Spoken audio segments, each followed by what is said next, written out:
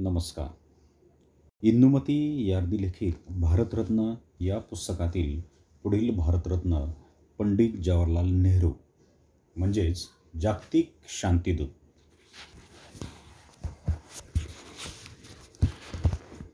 जगाच्या इतिहासात काही थोड्याच नेत्यांनी राष्ट्रीय आणि आंतरराष्ट्रीय कार्य एकाच वेळी करण्याचा प्रयत्न केला व त्यात यश पण मिळवले. पंडित जवाहरलाल नेहरू यांनी राष्ट्र उभारणीचे कार्य जेवढ्या आस्थेने केले तेवढ्याच आस्थेने इतर खंडातील परतंत्र देशांना स्वातंत्र्य मिळवून देण्यात त्यांनी महत्त्वाची भूमिका बजावली. आपल्या राष्ट्राला परदेशीय दास्य शृंखलेतून मुक्त करण्यासाठी महात्मा गांधीच्या नेतृत्वाखाली जो लढा चालू होता त्यात नेहरूजींनी प्रथमपासूनच स्वतःला झोकून दिले होते. 1916 साली लखनौ काँग्रेसच्या अधिवेशनात त्यांची व गांधीजीची प्रथम भेट झाली. श्रद्धेप्रमाणे कृती करणारा व्यक्ती म्हणजे गांधीजी. राजकारणाला नैतिक बैठक देण्याचा गांधीजींचा प्रयत्न नेहरूजींना फार पसंत पडला. दक्षिण आफ्रिकेतील त्यांनी दिलेल्या लढ्याची वार्ता नेहरूजींनी ऐकली होती. असा हा असामान्य धैर्याचा माणूस ब्रिटिश साम्राज्य सत्तेशी कोणतेही शस्त्र न वापरता लढा देण्यास सिद्ध आहे या विचाराने नेहरूजी भारावून गेले. सामान्य माणसातील सुप्त चैतन्य जागृत करण्याची हातोटी गांधीजींच्या ठायी होती. त्यांचे निरीक्षणही नेहरूजींनी केले म्हणून त्यांनी गांधीजींचे नेतृत्व पसंत केले. काही बाबतीत नेहरूजी व गांधीजी यांच्यात मतभेद होते पण गांधीजींचे नेतृत्व ते मानत. गांधीजींच्या स्वातंत्र्य आंदोलनाच्या ज्या प्रमुख 3 चळवळी 1920ची असहकार्यतेची, 1930 ते 32ची सविनय कायदेभंगाची, 1942ची भारत छोडो या सर्व चळवळीत त्यांनी सक्रिय सहभाग घेतला व 9 वर्ष तुरुंगवासही भोगला. गांधीजींच्या विधायक कार्यक्रमातही ते स्वतःला गुंतवून घेत. गांधीजींच्या आदेशाप्रमाणे नेहरूजी खेडोपाडी जाऊन लोकांच्या परिस्थितीची कल्पना घेत. उत्तर प्रदेशच्या किसान सभेचे अध्यक्ष म्हणून त्यांना ग्रामीण भागात जावे लागले. हा श्रीमंत उच्च शिक्षित तरुण पुरुष शेतकऱ्यांबरोबर हिंडू बोलू जेवू लागला. त्याची ऐषोआरामी राहणी बंद होऊन साधी राहणी सुरू झाली. देशातल्या गरीब किसान जनतेचे जीवन किती कष्टदायक, दुःखी व परावलंबी आहे याची त्यांना पूर्ण कल्पना आली. या लोकांची हालाकीची स्थिती दूर करणे आपले कर्तव्य आहे अशी दृढ भावना निर्माण झाली. नेहरूजींचे बालपण, श्रीमंतीत व शिक्षण युरोपीय वातावरणात म्हणजेच हेरो, केम्ब्रिज, लंडन येथे झाले तरी ते भारतीयांशी एकरूप होऊ लागले. गरीब लोकांचे तारक अशीच त्यांची प्रतिमा बनली. लोकही त्यांना फार आदर करू लागले. ते खरोखरच लोकात्मा झाले. मी लोकांकडे गेलो आणि लोक माझ्या मागून आले असेच त्यांनी म्हटले. भारतीयांशी एकरूप होण्याची ही नेहरूजींची इच्छा एवढी प्रबल होती की आयुष्यभर ते देशवासियांशी एकात्म होऊन राहिलेच. पण स्वतःच्या मृत्यूनंतरही भारताच्या कणाकणाशी एकरूप होऊन जाण्याची दिव्य इच्छा आपल्या मृत्यूपत्रात त्यांनी व्यक्त केली. असा हा तो राष्ट्रपुरुष शेवटच्या क्षणापर्यंत राष्ट्रासाठी कणाकणाने झटला. भारताला 1947 साली मिळालेल्या स्वराज्याचे सुराज्य करण्याचा ध्यास त्यांना निरंतर लागला होता.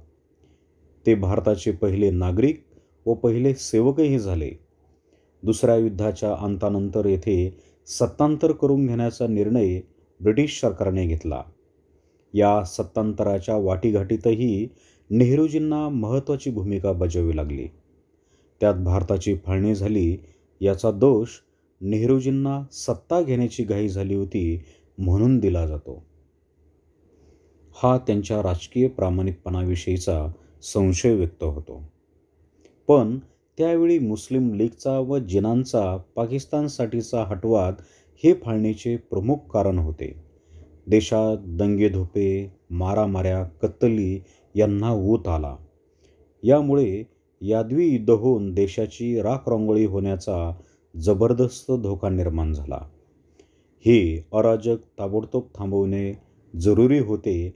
त्यासाठी निदान जास्तीत जास्त प्रदेशावर लोकशाहीचे जाती धर्मातील राज्य स्थापन करता यावे म्हणून नेहरू, पटेल या काँग्रेसच्या पुढाकाऱ्यांनी निरुपाय होऊन फाळणीस मान्यता दिली. सत्तामोहाने नव्हे तर फाळणीमुळे बरेच दुर्गम राजकीय, आर्थिक व सामाजिक परिणाम देशाला भोगावे लागले. या काळात नेहरू व पटेल यांच्या नेतृत्वामुळे देशाची घडी बरीचशी स्थिरावली. फाळणीनंतर उर्वरित 75 ते 80% हिंदुस्थानची काँग्रेसच्या ध्येयधोरणानुसार पुनर्गठन करावी असा निर्णय घेऊन नेहरूजींनी सत्ता हाती घेतली. ही अधिकारसूत्रे घेताना भारतीयांची व मानवतेची सेवा करण्याची प्रतिज्ञा करूया असे आव्हान त्यांनी लोकांना दिले. पंतप्रधानाची त्यांची कारकीर्द 17 वर्षांची झाली आणि ही कारकीर्द म्हणजे भारताच्या पुनरुत्थानाचा इतिहासच होय. ब्रिटिश सरकारचे आधिपत्य नष्ट झाल्यावर नवीन शासन व्यवस्थेची निर्मिती आवश्यक झाली. सर्व व्यक्तींची प्रतिष्ठा प्रस्थापित होऊन त्यांना स्वतंत्रतेने स्वतःचा विकास करता यावा अशी नेहरूजींची धारणा होती. स्वतंत्र भारताची नवीन राज्यघटना 2-2.5 वर्षात तयार करण्यात आली आणि ही घटना लोकशाहीच्या तत्त्वावर आधारलेली आहे. 1950 पासून प्रजासत्ताक शासनाचा प्रारंभ झाला. यात भाषण स्वातंत्र्य, नागरिक स्वातंत्र्य, वृत्तपत्र स्वातंत्र्य, प्रौढ मताधिकार, कायद्याचे राज्य ही तत्त्वे समाविष्ट केलेली आहेत. एका व्यक्तीला एकच मत देण्याचा अधिकार असून तो मालमत्ता, साक्षरता, लिंग, जात, जमात अशा कोणत्याही अटीवर आधारलेला नाही. प्रौढ मताधिकार सार्वत्रिक होण्यास इतर देशात संघर्ष करावे लागले, पण भारतात तो सर्वांना एकाच वेळी दिल्यामुळे राजकीय सहभागांची संधी लोकांना मिळाली व लोकांना राजकीय अधिकार वापरण्याचे शिक्षण मिळू लागले. त्यात काही दोष उद्भवलेले असले तरी आतापर्यंत देशात 11 सार्वजनिक निवडणुका पार पडल्या आहेत. पण केवळ राजकीय स्वातंत्र्याने सर्व व्यक्तींना विकासाच्या समान संधी मिळत नाहीत. म्हणून समाजवादावर आधारलेल्या लोकशाहीचा स्वीकार करण्यात आला. या सामाजिक न्यायाचे तत्त्व विशेष महत्त्वाचे आहे. वस्तूंच्या उत्पादन वाढीबरोबर त्यांचे वाटपही न्यायाने झाले पाहिजे. ती जबाबदारी शासनाने घेतली पाहिजे व दुर्बल घटकांच्या कल्याणासाठी सार्वजनिक खर्च होणे जरुरी आहे. भारताचे दैन्य दूर करण्यासाठी आर्थिक विकास जलद व पद्धतशीर व्हावा म्हणून नियोजनाचा नवीन विचार त्यांनी राष्ट्राला दिला.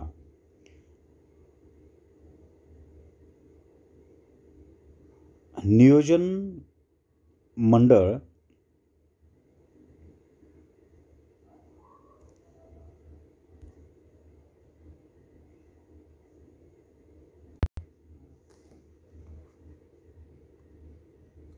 मंडळ स्वातंत्र्यापूर्वी 1936 साली स्थापन करण्यात आले होते. याचाच अर्थ भारताच्या नवनिर्मितीचे नेहरूजी द्रष्टे होते. त्यांच्या हयातीत 3 पंचवार्षिक योजना म्हणजेच सन 1951 ते 1965 अंमलात आणल्या गेल्या. निरनिराळ्या मूलभूत उद्योगांची स्थापना होऊन औद्योगिकीकरणाचा पाया घातला गेला. ही त्यांची राष्ट्राला दिलेली मोठी देणगी होय. दुर्गापूर, भिलाई, रूरकेला, रांची अशी नवीन औद्योगिक केंद्रे उदयास आली. शेतीच्या विकासासाठी अनेक प्रचंड धरणे बांधून देशाची सिंचन क्षमता वाढवली. रासायनिक खतांचे कारखाने उभारले. हरित क्रांतीच्या दिशेने देशाची वाटचाल सुरू झाली.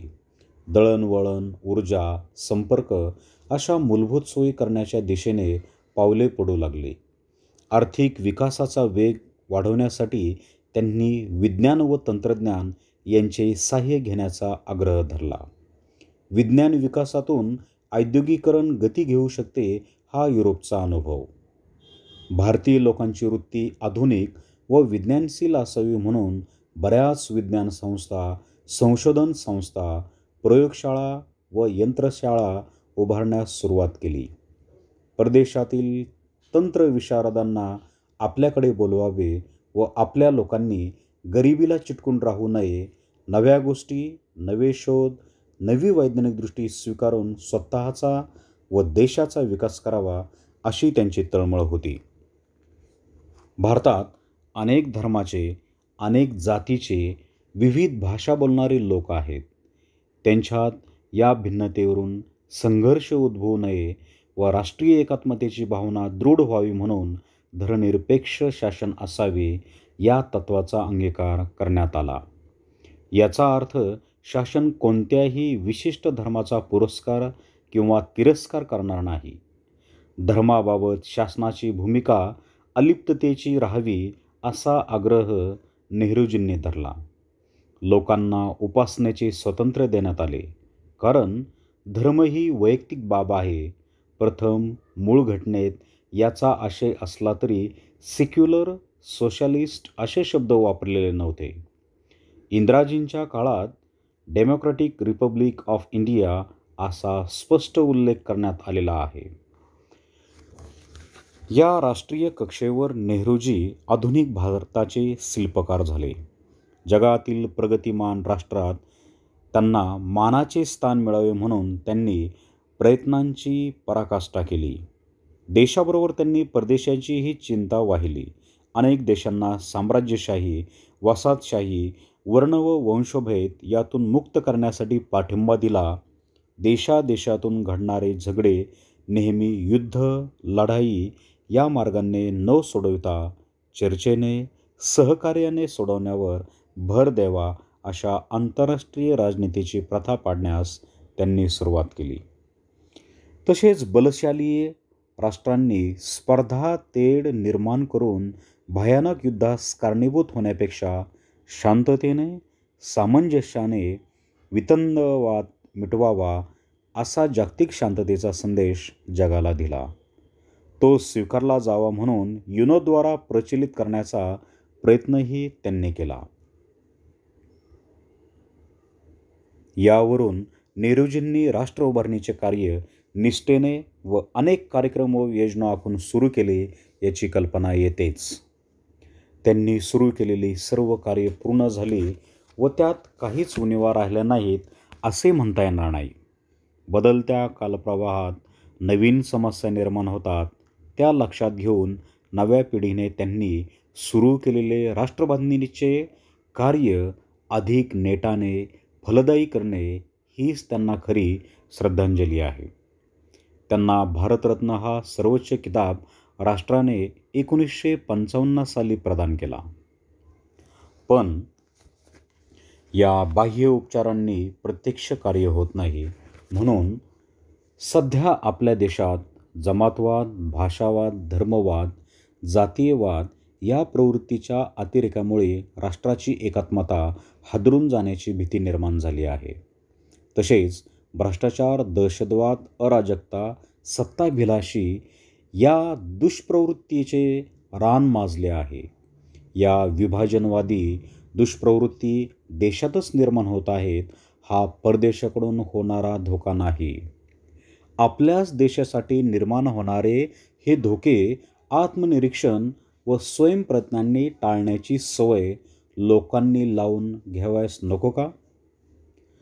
नेहरूजींनी एवढे राजकीय कार्य केले तरी त्यांच्या व्यक्तिमत्वात इतर अनेक पैलू होते.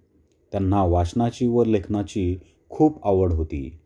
तुरुंगवासात ते पुष्कळ वाचन करीत. त्यांच्या ठायी द्वेष आणि भय बिलकुल नव्हते. त्यांना मुलांच्या विषयी विशेष प्रेम असल्यामुळे मुले त्यांना नेहरू चाचा म्हणत. त्यांचा जन्मदिन 14 नोव्हेंबर हा बालदिन म्हणून साजरा केला जातो. त्यांच्या ठायी सहज विनोदवृत्ती होती व बालसुलभ खेळकरपणाही होता. ते जेवढे धीरगंभीर तेवढेच श्रेष्ठ रसिक होते. सतत कार्यरत राहूनही ते ताजेतवाने वाटत. त्यांचे वर्णन रवींद्रनाथ टागोरांच्या शब्दात करायचे तर ते ऋतुराज होते व वसंत ऋतूचे चैतन्य होते. ते ऋतुराज वसंताप्रमाणे सदैव जीवन जगले. त्यांच्या कार्याची चर्चा सतत होत असते व भविष्यकाळातही ती होत राहणार यातच त्यांच्या संस्मरणीयतेचे रहस्य आहे. पंडित जवाहरलाल नेहरू यांनी स्वातंत्र्य संग्रामाचे अपूर्व नेतृत्व केले. स्वातंत्र्यामुळे मिळालेल्या स्वराज्याचे सुराज्य करण्यासाठी राष्ट्र उभारणीची धुरा मोठ्या कार्यक्षमतेने त्यांनी सांभाळली आणि जगातील प्रगतिमान राष्ट्रात त्याला मानाचे स्थान प्राप्त व्हावे म्हणून सतत पराक्रमाची पराकाष्ठा केली. भारताच्या राजकीय व्यवहाराकडे नेहरूजी जितक्या तळमळीने लक्ष घालीत होते तितक्याच तळमळीने आंतरराष्ट्रीय व्यवहार व राजकारणाकडेही लक्ष देत होते. जगाच्या निरनिराळ्या भागात काय काय घटना घडत आहेत व त्याबाबत भारताची काय भूमिका असावी याबाबत त्यांचे ठाम विचार ते पंतप्रधान व परराष्ट्र मंत्री होण्यापूर्वीच ठरले होते. आंतरराष्ट्रीय स्तरावर होणाऱ्या घटना आणि त्यासंबंधी व्यक्त होणाऱ्या क्रिया व प्रतिक्रिया याबाबत विचार करण्याची सवय त्यांना, काँग्रेसजनांना व इतर लोकांना लावली. भारतीय लोकांनी त्याचा आशय कितपत ग्रहण केला होता हे सांगणे कठीण आहे. गांधीजी मात्र आंतरराष्ट्रीय बाबी संबंधात नेहरूजींचा सल्ला विचारावा असे काँग्रेसजनांना सांगत. भारतीय लोकांनी कूपमंडूक वृत्तीने भारतीय स्वातंत्र्य चळवळीकडे पाहू नये असे नेहरूजी नेहमी त्यांना बजावत. कारण भारतीय स्वातंत्र्य आंदोलन हा जागतिक स्वातंत्र्य आंदोलनाचा एक भाग आहे. स्वातंत्र्य हे अविभाज्य असून ते सर्वत्र नांदले पाहिजे अशी त्यांची धारणा होती. सामान्य लोकांविरुद्ध होणारा कोणत्याही प्रकारचा जुलूम, दडपशाही, शोषण व अन्याय त्यांना बिलकुल मानवत नसे. जुलूम जगात कोठेही झालेला असो वा कोणत्याही शासनाने किंवा व्यक्तीने केलेला असो त्याविरुद्ध आवाज उठविणे व पीडित लोकांच्या, राष्ट्रांच्या बाजूने उभे राहणे भारतीय लोकांचे कर्तव्य आहे अशी त्यांची धारणा होती. त्यामुळे साम्राज्यवाद, वसाहतवाद, वर्णवाद, वंशवाद, हुकुमशाही, सरंजामशाही, भांडवलशाही या निरनिराळ्या प्रवृत्तीमुळे लोकांची प्रतिष्ठा नष्ट होत असेल व ते भूक आणि भयाने त्रस्त होत असतील तर त्याविरुद्ध लढा देण्यास सदैव तत्परता भारताने दाखवली पाहिजे. 1921 ते 1945 या काळात काँग्रेसच्या निरनिराळ्या अधिवेशनात नेहरूजी पुढाकार घेऊन परदेशीय प्रश्नांवर व परिस्थितीवर परिणामकारक भाषणे करीत व त्याबाबत ठराव मांडून ते पास पण करून घेत होते. भारताच्या स्वातंत्र्याची चर्चा जगातील इतर देशांच्या स्वातंत्र्याच्या संदर्भात करण्याची प्रथा नेहरूजींनी सुरू केली. भारताचे स्वातंत्र्य आशियाई व आफ्रिकन देशांना प्रेरणादायी ठरले.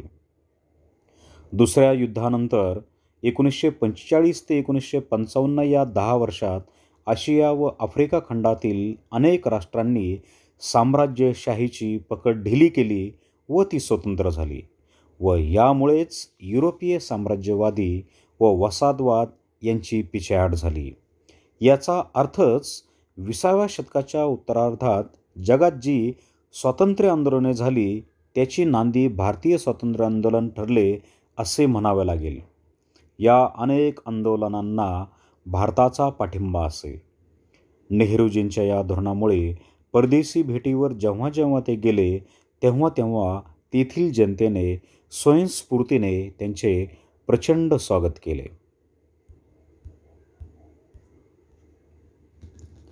साम्राज्याचे आणि वसाहतीचे अस्तित्व याचा अर्थ एका राष्ट्राने दुसऱ्या राष्ट्रावर लादलेली गुलामगिरी, मग ती राजकीय असो, आर्थिक असो किंवा दक्षिण आफ्रिकेतल्याप्रमाणे वर्णभेदावर किंवा जर्मनीतल्याप्रमाणे वंशभेदावर आधारलेली असो. ती मानव प्रतिष्ठेस विरोधी आहे म्हणून तिचा शेवट होणे अटळ आहे अशी प्रवृत्ती प्रभावी होऊ लागली. नेहरूजींच्या दृष्टीने स्वातंत्र्याचे 2 अर्थ होते. एक, परकीय सत्तेपासून स्वातंत्र्य व दुसरे म्हणजे देशातील भांडवलदार व सरंजामशाही यामुळे होणाऱ्या जुलूम आणि दडपणापासून स्वातंत्र्य किंवा मुक्तता. केवळ राजकीय स्वातंत्र्याने समाजाचे इतर प्रश्न सोडवले जात नाहीत हे नेहरूजी पूर्णपणे जाणून होते. म्हणून राजकीय स्वातंत्र्याबरोबर त्यांनी समाजवादाचा सुद्धा पुरस्कार केला. मानवाची प्रतिष्ठा राखण्याच्या दृष्टीने त्यांनी आंतरराष्ट्रीय वाद व समाजवाद या दोन्ही तत्वांचा पुरस्कार एकाच वेळी केला.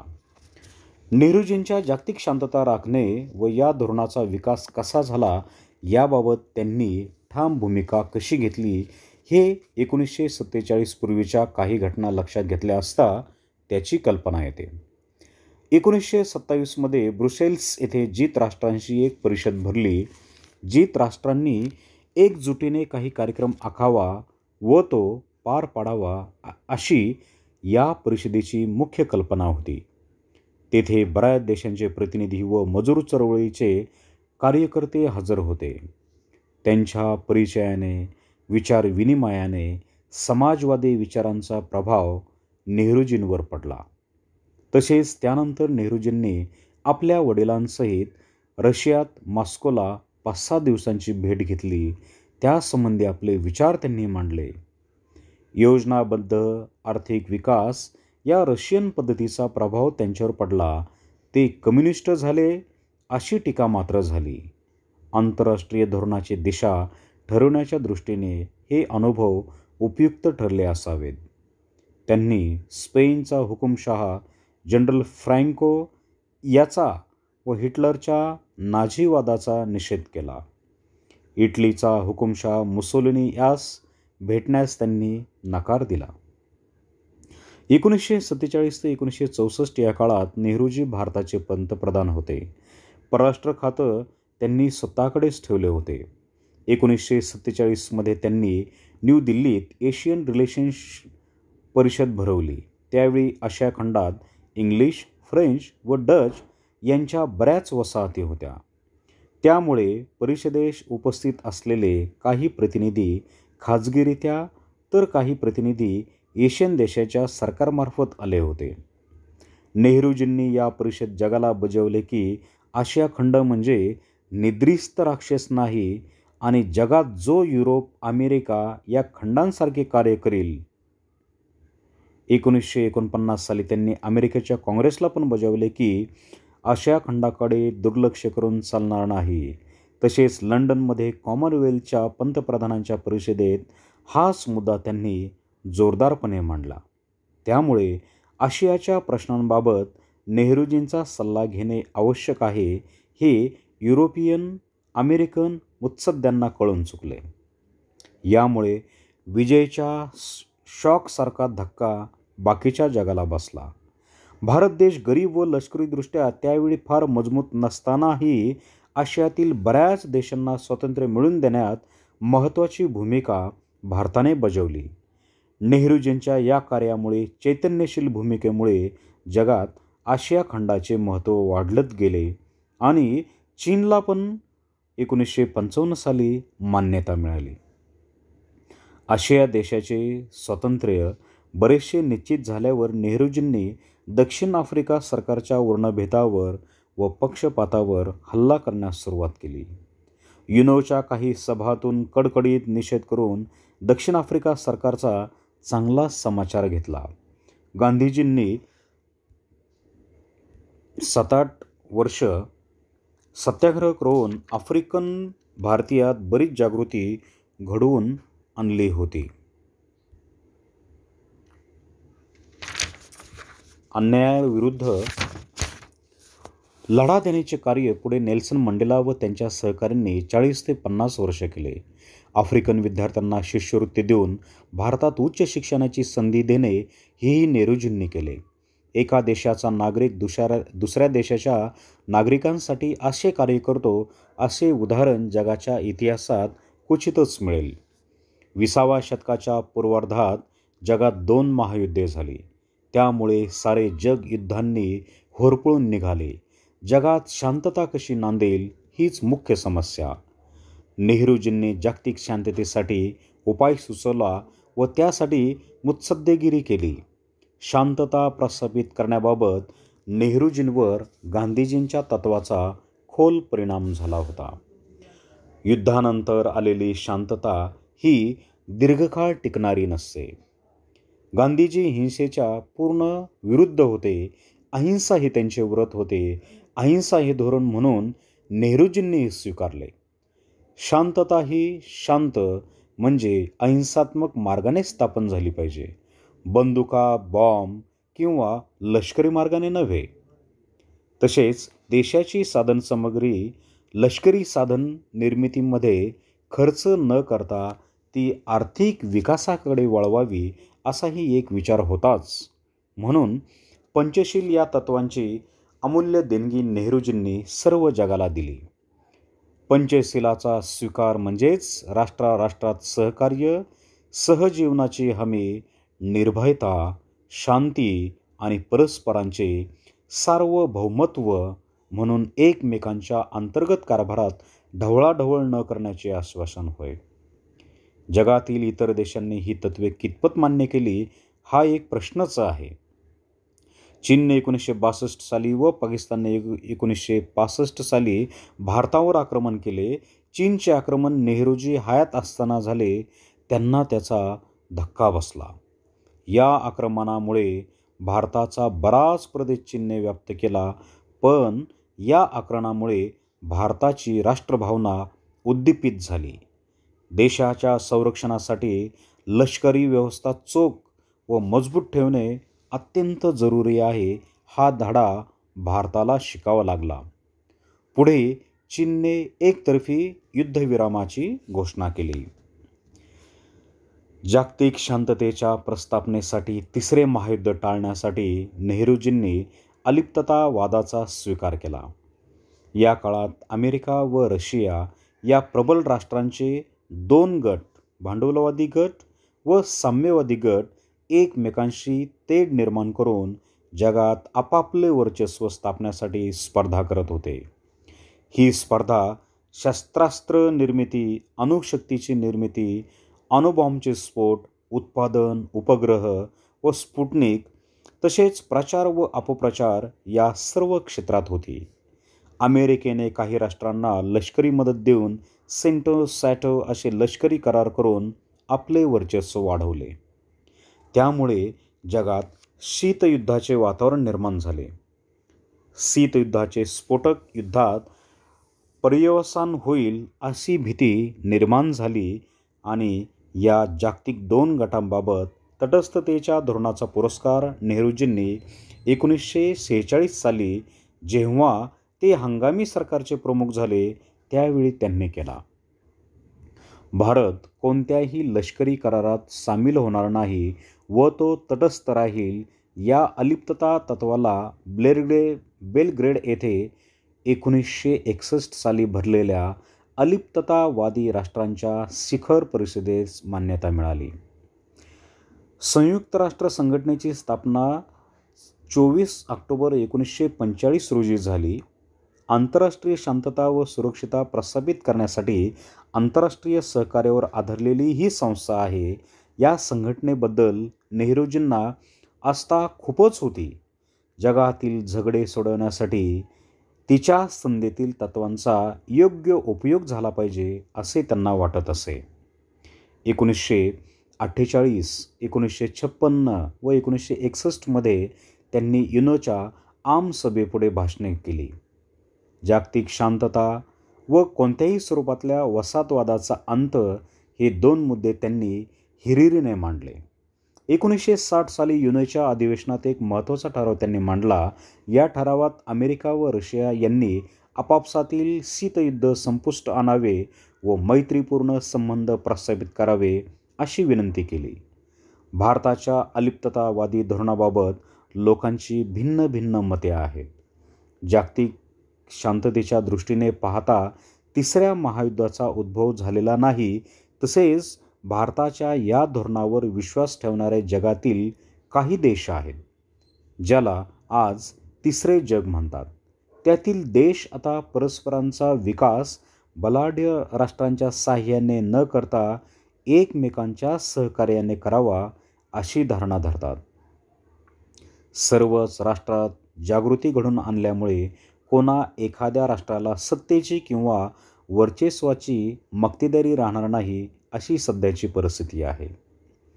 पाकिस्तान लष्करी गटात सामील झाल्यामुळे भारतापेक्षा लष्करी मदत त्याला अधिक मिळाली हे खरे आहे, पण परराष्ट्रीय धोरणाचा अल्पकाळासाठी व दीर्घकाळासाठी स्वतंत्र विचार करावा लागतो. एकदा मिळालेली मदत नेहमीच मिळत राहील याची खात्री काय? लष्कराबाबतीत परराष्ट्रावर अवलंबून राहण्यापेक्षा स्वतःचे लष्कर अधिक सुसज्ज करून स्वसंरक्षणाबाबत स्वावलंबी होणे अधिक चांगले नाही का? त्या दृष्टीने पुढील काळात भारताने सर्व प्रयत्न चालू ठेवले. नेहरूजी वादाविरुद्ध लढले. 1947 ते 1964 या काळात जगाच्या नकाशात खूप फरक पडला. ते युनत वंश आणि वर्णभेदाविरुद्ध लढले.